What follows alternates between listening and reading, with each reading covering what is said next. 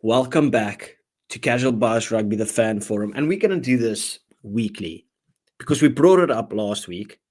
Jake, you started your fitness journey by jogging. But now, myself and the rest of the fan forum wants to know, and the rugby community, how's the jogging going? How's the health lifestyle going? Not very good. I hit a snag because of the rugby on at the weekend, and the Snag or snack? Snag. The sun has gone in, so I feel less motivated. So I've not gone in like 3 or 4, 5 days. But So you haven't gone since we last spoke. I don't think I've only been once. I went 2 days in a row, and that was a bad decision, and so I've taken a little break. Okay, well, Jake, just so you know, all of us are helping you on your fitness journey. People in the comments, please just comment "Go Jake," right? So that when he's running, he can read it and he can act like people's next to him. Like, go fatty, go. Yeah. Do it for us, bro. Can't be talking about rugby while being a fatso. Anyway, I'm half a stone down. That's all right. How many kilos is a stone? Because it's only been said in England. So I'm like 3 kilos down. That's a lot. Yeah, I lose it quite easy if I really try, but I can't. It means that you're very overweight. It's usually pretty easy just to get back down to your natural body weight. So if you lose like 3 kilos in a week, that's like one of those method. You know, one of those method actors who just like balloon up and then go really skinny for roles. I could probably do that if I had to. Anyway, yeah. People, we mentioned last time that we potentially have big news, and that big news has actually, how do you say it, like come into fruition. It's actually happened sooner than expected. We said it will be end of this week. It actually happened at the end of last week. We have officially launched the rugby community Discord chat where all of us can come together and just chat about the game. I'll actually get it open on my phone, to be fair, just to show you guys. So all you have to do, download the Discord app on your phone, click the link in the description, and you can join our Discord server. This is where my editing skills fail me because I didn't make an edit about it. But if you go in, you'll see all the different tournaments, all the general chats that you can do. If you go on there, you can join it. You'll see the links being posted automatically when we post a video on TikTok or YouTube. We just can come straight into our stuff. And we'll want to get a lot of other influencers involved as well, because we want to build a community where you can find all rugby content creators, chat to all fans from right over the world, and just find them on one place just to chat a bit of shit when it comes to rugby, because that's basically what we do. So also just go to Jake's TikTok, go to his YouTube, go show him some love and support. And if you like us just talking about shit when it comes to rugby, please remember to hit that subscribe button. But anyway. How many members is it on? So we launched it on, when was it? Friday or Saturday? I think Friday. And it's already got 79 members. It's totally free, by the way. This is not subscription-based or anything. It's the same as the YouTube. You just join it. There's no fees. We will never charge you any money for these type of things because we're just trying to grow the game. Anyway, Jake, we had a lovely little thing called the Champions Cup this weekend. Mm-hmm. Quarterfinals done and dusted. Yeah. Just before we get into the games, as a whole, this kind of played out like we expected. We try to force maybe an underdog here or there. Are you happy with the weekend of rugby? Do you feel like it was a bit of a letdown, or what's your thoughts on it? I mean, it's weird because the opinions I have of like the Bordeaux game and the Northampton game, they weren't really super tight scores, but they're still kind of acceptable. Whereas I just think I got flack for it when I said it about the Harlequins one. But again, Leinster versus Glasgow, 52-0. It's just that's not good enough for a quarter-final in what's going to be like the best club rugby competition in the world. Like, in my opinion, that's not good enough. I mean, we're sitting in this situation, and I know Toulouse had a close game, right? But usually it shouldn't be close when you're playing Toulouse. They usually just blow you out of the water. Are we in that situation where if we had to take the same kind of with the football, like if you look at the Premier League, I know Liverpool's now at the top, but if you had to take out Man City from there, how close the Prem would have been, right, the past couple of years. If you take out Leinster and Toulouse, This would be riveting, by the way. Like, I think most of these teams are on par with each other. Are we sitting in a situation where it's just like those two are just so ahead of everyone else, even though everyone else is also quality, that it just doesn't feel like a battle? I don't know. I think Bordeaux are closer to the other two than the rest in the competition. And Northampton, I think Bordeaux are a class team. But yeah, I get your point. But I don't have a problem with the French teams being so good because they've like earned that money, if you know what I mean. That's their money they're spending. And they prioritize franchise rugby, so it's fair enough. And you know, it annoys me that the top 14 final clashes with the international season. That's the only thing that annoys me about the French rugby. Other than that, I have no problem with them being bigger than England. Obviously, I don't want that, but they've earned it. There's a bigger sport in there because they market it better and there's history behind each club. Whereas what annoys me about Leinster is because it's just so much RFU funded. It's like they're not fully earning that. Yes, they're producing the players, but they're still getting a ton of money from the RFU for their first team wage squad. It's just, and it's more than Toulouse will pay. And yeah, you can see it. Yeah, I'm not going to be, I don't want to say hypocritical or anything. I'm not going to act like I know everything about the Irish rugby. Like, I don't get the whole IRFU that people are talking about. I don't have the full understanding regarding that. But we can only talk about what's in front of us. So let's actually chat about the game. Let's chat about Leinster first, right? Mm-hmm. And you can say what you want about the funding or whatever. But if you look at the round of 16 and the quarterfinals, their aggregate score is 114 points for them, 0 against them. Yeah. At some point, you have to tip your cap and just say, wow. Because I thought, I've said it before, is Jock Ninobe the fault? He has to be the reason for these performances, right? Because if you want to give him the fault the one time, you have to give him the props for this one. Because they are playing some of the most sensational rugby in terms of franchise rugby. They feel like a mature international team. Jake, you can shake your head. I don't. We have a little rivalry with Leinster. I've got a bet going with a fan that if they do the double with the URC and the Champions Cup, I have to wear a Leinster jersey. Are you out of your mind? I don't want them to do that. I want them to do that. Blue, if it's not for the Stormers, would feel like a crime. Well, yeah, I think they're like an international team, but I wouldn't say they're like the best to watch. Like they just sort of overpower a lot of teams in attack, if you know what I mean. No, but I didn't say they're the best to watch. I just said they're so clinical. They know what they're doing. It's mature performances, and it just feels like an international team. You can see their defense is better than a lot of international teams. That's what's like incredible about them. Their defense is just ridiculous. You didn't see it so much against Glasgow. Like, I don't know, they killed them, but you really saw against Harlequins. They just smothered them in seconds. It was crazy. Yeah. How good was Jordy Barrett? He's come up through the Leinster system, and wow, he's just a class talent. I mean, bro, you have to stop with that Leinster system because everyone's attacking you about it. Not everyone has to be through the Leinster system. No, England's. Obviously, they're going to look for a replacement. Do you reckon they try and extend it for next year, or do you reckon they're looking for a replacement? Well, I'll just say first, England and French teams have plenty of overseas talent. No, that's fair play. He's doing incredibly for Leinster. I don't think he'll sign on any longer. I think I'd like to see as many Kiwi and Aussie players playing Super Rugby in the lead up to the World Cup. Personally, we just heard that Mark Talay is going. I know, and that's very disappointing. Why would you go and play in Japan? Like, if you're going to go, just go and play in Europe. Like, don't knock Japan. All of our internationals are there.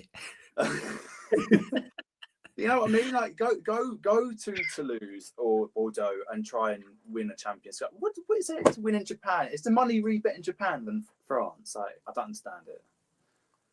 Well, maybe you didn't get an offer from France.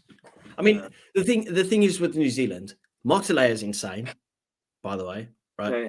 But they've got so many other talented wingers. I don't even think they care. Like, if you look at the Super Rugby, the wingers score all the tries, and all of them are class. Yeah. All of them. Like, they have no shortage of great wingers. But I don't want to take away from Leinster, because I said, listen, Glasgow's got that fight in them. And it would have been better if this game was played in Glasgow, for example. I don't think it would have been much better. With the way that Leinster performed, Glasgow's got that dog in them, but that dog got put down very quickly. Bro, this was not a fight. This was a beatdown. 52-0. Like, Yeah. We've seen that dog just get run over by a car, basically. I mean, and they reversed over it as well. Just that's like, what I'm saying. That's what I'm saying. Leinster just so far ahead of any other URC Premiership and top 14. this is number 1 and 2 in the URC, by the way. Yeah, which is not good. That's not good in my opinion, but it's the reality. Do you see Leinster being beat? No, I think because Toulouse have got weaker with their injuries, and Leinster have got Barrett and Sneeman and Slimani. They got better. Like, no. Yeah, born and bred Leinster. If they lose, this is the biggest choke in rugby history. That's drastic. Biggest choke in rugby history if you lose this tournament from here. Oh, you're just trying to say anything to fire up the Leinster fan. I'm not. It's true. It's true. Okay, let's move on. Saturday games. We had Bordeaux taking on Munster, and I played the rugby heritage card, and Bordeaux took me by the throat, pushed me up against the wall, and spat in my face and said, "Listen, what are you doing?"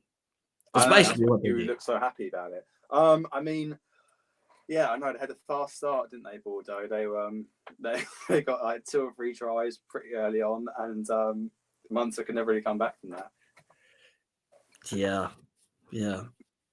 I feel for Munster, right? Because they haven't had the best URC season necessarily. Like, they're not doing bad by any stretch of the imagination. But, like, you expect Munster to always be fighting for that top 4 spots, which they are, if I'm not mistaken. But they haven't been that convincing this season.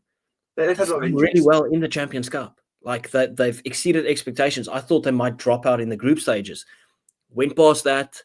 Beat 2 times champions La Rochelle in France, and they put up a bit of a fight in this game. Like, they still got beat by 18 points, but that's just a brilliant Bordeaux team. You just mentioned how close they are to the other 2 that we said are running away with the show. Like, they are closer to them than, for instance, Munster or the rest are to Bordeaux. They still put up a fight. Had to travel to France, got beat. But I'm not going to say they have to go home and say, oh, it's all doom and gloom. Like, they put up solid performances throughout the tournament. Yeah. I mean, there's no disrespect for them losing 18 points away to Bordeaux. Like, they're second in the top 14 for a reason. They're a great team. They've got arguably the 2 best wingers in the world right now. So Bordeaux always going to be. Let's not go that far. Oh yeah, sorry, I forgot about Tommy Freeman. But Bordeaux are a great team. Yeah. Okay, fair. I'll just let you run with just that. Do you reckon the Leinster fans were happy or sad that Munster lost this one? I reckon they're pretty happy. I mean, Leinster play Northampton. Whoever they're going to play in the final are going to be a great team. I don't think they care. I think Munster would have lost first stage or another. Yeah, they probably had their mindset on whether it's them beating Bordeaux or them playing Toulouse. I reckon Leinster kind of put their hopes on, or not their hopes, they trusting that they're playing the final against Toulouse or Bordeaux. Okay, fair enough. I'm not trying to write off Saints, right? We're acting like Leinster's just got a free run into the final, but I mean, Saints played against Cast. Now, Cast isn't necessarily the level of Bordeaux or Toulouse or whatever, but they haven't been easy to beat this tournament. And they got absolutely ragdolled, 51 points to 16. Yeah. No, I don't want to knock Cast because Saints were absolutely brilliant. Mm-hmm. They are sensational at the moment. Yeah, I mean, but you can't deny it. When Northampton have their best backs out, that is pretty much the England back line.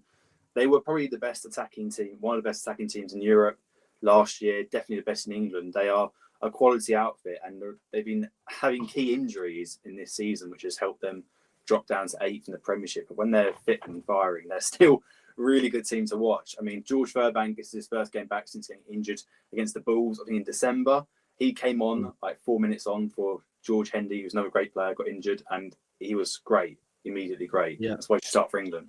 But no. Did you hear the news about Jasper Wiese being out for the rest of the year for the Springboks and stuff? No, I didn't. So he's out. Okay. Okay. But now I hear talking points of people saying Jorno Augustus needing to get an opportunity, and I know he's been a standout performer for Saints over the past few years, and obviously he's moving to Ulster now, if I'm not mistaken. Mm-hmm. Do you reckon that's a shout? Do you reckon he deserves it with his performances with Saints? Because obviously we haven't been able to monitor it as closely as some of the other guys, but you've kept more of an eye on him. How good has he been for Saints? He's been in and out this year. He was better last year, but when he's having a good game, he is top class. I think I'd probably give Hanacom a go at the balls. Like, he plays 8 sometimes. I'd probably give him the go, but I think Augustus should definitely get called up into that South African squad. He's a great player. Yeah, I mean that's the thing, right? Because obviously Dwayne Vermeulen left, which kind of opened that spot. I don't Sia Kolisi and Peter Steff, all of them not young guys anymore. So the opportunities there. And South Africa, we have crazy amount of Lucy's that can come in. But I mean, if you look on form, John Augustus, they spoke about this guy for a good few years. Evan Roos has been amazing with the Stormers. Like, he's the only guy that's actually playing rugby at the moment with the Stormers. And then Cameron Hanacom has come out of nowhere and been, you would kind of say, world class. Like, it doesn't matter how bad the Bulls are, that guy just performs. You saw it, for instance, in that Saints game against the Bulls at Loftus. Like, he's just unstoppable at the moment. So it'll be an interesting thing. Like, Augustus, there was talking points surrounding him since the young age. Like, he was great when he played lower level rugby, when he was still in South Africa and stuff. Like, he was sensational. And then he kind of got like this forgotten soul, and then performances for Saints has just pushed that door wide open again. And I wouldn't be surprised to see him at all. So I just wanted to hear your perspective from an outsider. Has he been called up to a Springboks senior squad before? No. He's 27, but I would say just call him up and see how he does in training. But he definitely has some potential quality to fill in as a Springbok starter. Yeah. I want to ask you. Do you reckon Saints have an opportunity to pull one over Leinster? No. We'll get into that in a second. I want to ask you, did you watch the game? I watched most of it. Mate, what about Henry Pollock once again? Tell me, talk to me. Did you see the comment the other day in this video where someone said, I usually come here just to get away from all the main talking points because we just talk rubbish. And he said, I was so disappointed when I heard you talk about Henry Pollock. But you have to. Yeah. He just adds another 2 tries. The guy's sensational. Like, whether you like England or Henry Pollock or whatever, you have to pay your respects to it because he's sensational. He's like a proper utility forward. Because, I mean, I've seen that guy do kick and chase. Yeah. Or chip and chase. Oh, yeah, you're right. He's great. No, he's great. And I like his vibe. Like, he just looks like a fun guy to be around. And he's a sensational talent. And I think I said it to you as well. We're like, I wouldn't be surprised if he's even in the squad for the British and Irish Lions tour. Like, to have him as an impact player to bring something different. He can be your Quagga Smith. Yeah, there's not a forward like... I know he's only 20 and stuff, but there's not another forward in, arguably world rugby, but at least in the sort of Northern Hemisphere club game, I don't think, who's doing some of the different varied things and the running lines that he does. But he's also doing the dirty work. You know, he's putting in big tackles and getting turnovers. Turnovers is a big thing because you don't always get the fetches, but he's a workhorse there. Yeah, and he got pretty hard. He's quick, bro. Like, that guy's got gas. Yeah. Have you seen that video? It's like he was in the academy, but he just gassed like a sort of 2 wingers and stuff. It was crazy. Yeah, he ain't quicker than me though.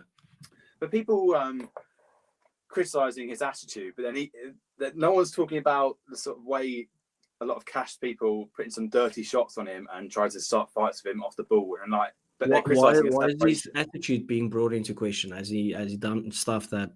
Well, it's like the way you see a celebration where he got over the try line and then he didn't put the ball down till a player sort of came close and he put it down. But there's so many, you see, but that's kind of my problem with it, right? Like, there's so many other people that do it as well. But just because it's Henry Pollock, they want to pile on him, and he's a youngster, so they think he's got. Bro, the guy's good. He probably knows he's very good.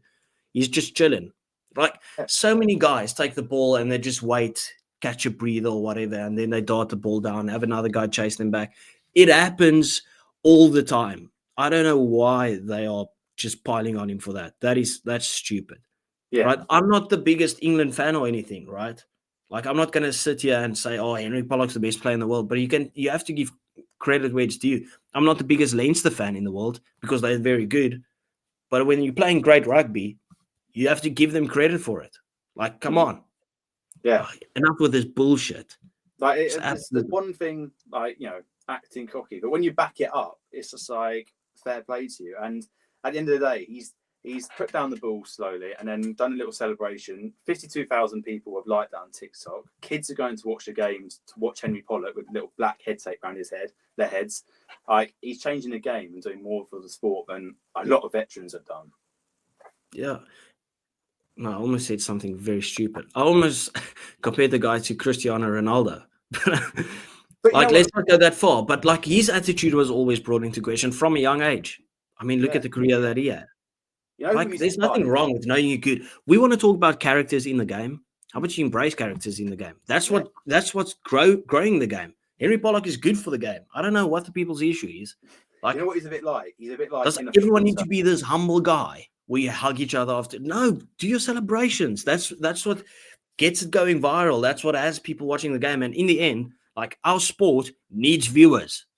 Yeah. What brings viewers? Characters. He gives me like if you know, like football, like Erling Haaland vibes, where he's just sort of, I don't know, he backs himself and he backs it up on the pitch, but he also a bit, he'll have a bit of a fight with people. I don't know. Yeah. It's the same with, like, whether you like Eddie Jones or not in terms of as a coach. That's irrelevant to him. He brings viewership.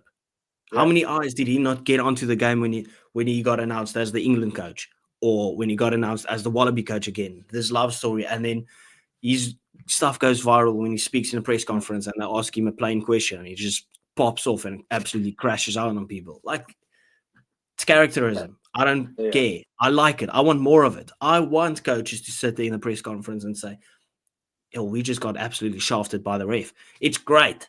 I don't care. I like it. That's what made the UFC obviously pop. Look at the Conor McGregor press conferences. You think about what put a sport on the map, what made it one of the fastest growing sports in the world. Characters. That's what you need. This boring, dull shit ain't working for me. Okay. Yeah.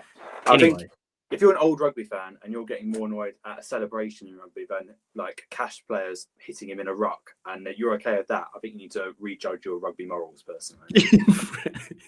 Yeah. Okay. Sunday game, French derby. We both said it's going to be close, right? Like, on paper, probably Toulouse should have blown Toulon out of the water, but form goes out the window when it comes down to a derby. Toulon, they've put their best foot forward in this Champions Cup. They've played some sensational rugby. They arguably look like the better team and deserve to win this game. Mate, what a game. What a game. But we both knew as soon as that ball got put onto a tee and they said, Tomo Ramos, you're kicking at goal. We just knew. Oh, well, he missed 3, though. And he missed 1 2 minutes earlier. Yeah, but still, when it comes down to it, we both kind of knew. I wasn't confident. It was really windy in Toulon, and it was also really rainy, so that definitely affected the sort of flow and scoring of the game. A lot of forwards dominated this game, but yeah, it was a fantastic game, even though it wasn't high scoring, normal Toulon sort of styles. Yeah, but obviously that's where the weather played a spot, but it just felt like a fiery game. Felt like it mattered so much to both teams. And obviously the sigh of relief, I don't know, did you see the image? I can't remember which outlet posted it, but of Roman Intermark just like staring while he's on the ground and then just like legs in the air afterwards. Just tells you how much it still means to these players. Like, not only because it's Champions Cup, but because it's the derby and a rivalry, just made it so much better. But you have to give credit to Toulon for the performance. And Toulouse, you better pull up your socks, because obviously they would be the favourites to beat Leinster. And I mentioned I don't want to wear that Leinster jersey. You fucking pull up your socks right now, buddy. I won't tell you again. I don't know. With DuPont gone and Caporto, and if they get another bit, if Jack Willis or Malia or someone goes, I don't know. Maybe Bordeaux have a better chance of beating Leinster, potentially. Well, I'm not putting it past Bordeaux to pull one over Toulouse. Bordeaux's playing at home, right? because they placed up higher than Toulouse. That's massive. That's going to be crazy. I can't wait. Hasn't Bordeaux already beat Toulouse this season in the top 14? I'm not sure. Right at the start, if I'm not mistaken. Sure. So what stadium would they play? Well, you don't know like French stadiums, but they must have to play in a bigger one than their normal one. Stade Bordeaux. I don't even know. But what was I going to say? Oh, I think what really changed that game though was Baptiste Saron getting a yellow card just after the second. Yeah, because he's been running the show for Toulon. Yeah, and I think they conceded both their tries while he was off, so that was huge. Yeah.